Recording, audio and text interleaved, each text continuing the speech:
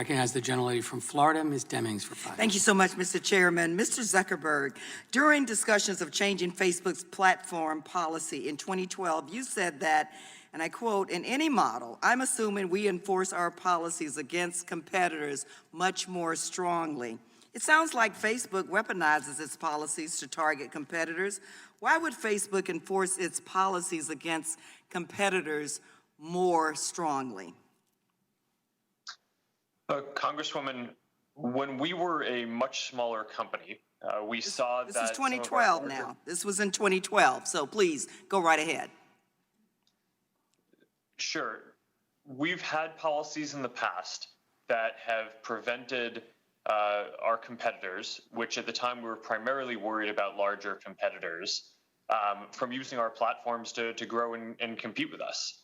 So we had some of those policies. We continually review them over time. And okay, Mr. Zuckerberg, in 2013, a senior Facebook employee identified MessageMe as a fast-growing app on Facebook and said that we will restrict their access. Was this another example of enforcing Facebook's policies against competitors much more strongly? MessageMe. Congresswoman, I'm not familiar with that specific example, but we did have that policy. Okay, let's move to another one and see if you remember this one. In 2014, other Facebook product managers openly discussed removing Pinterest's access to Facebook's platform tools. As one employee said, "I am 100% in favor of the idea of moving it from Pinterest, but I am not recommending removing it from Netflix going forward." Why would Facebook product managers want to restrict Pinterest's access to Facebook, but not Netflix? Congresswoman, I'm not familiar with that exchange. I don't think I was on that. Why do you think you wouldn't have to be on that, but why do you think they made that decision or would make a decision like that?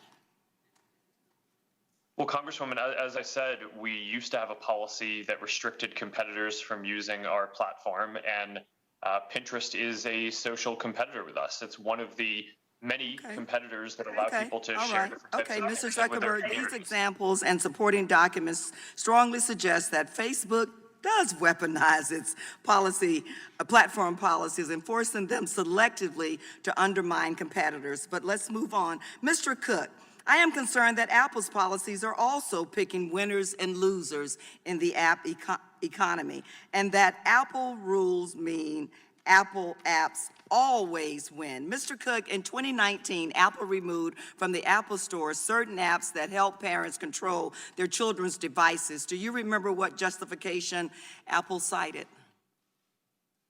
Yes, Congresswoman, I do. It was that the use of technology called MDM, mobile device management, placed kids' data at risk.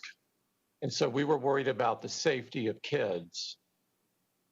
Okay, all right. So you were concerned about that the app basically undermined kids' privacy. But another app that used this same tool was Appsure, an app owned by the Saudi Arabian government. Do you recall what Apple's position was towards this app?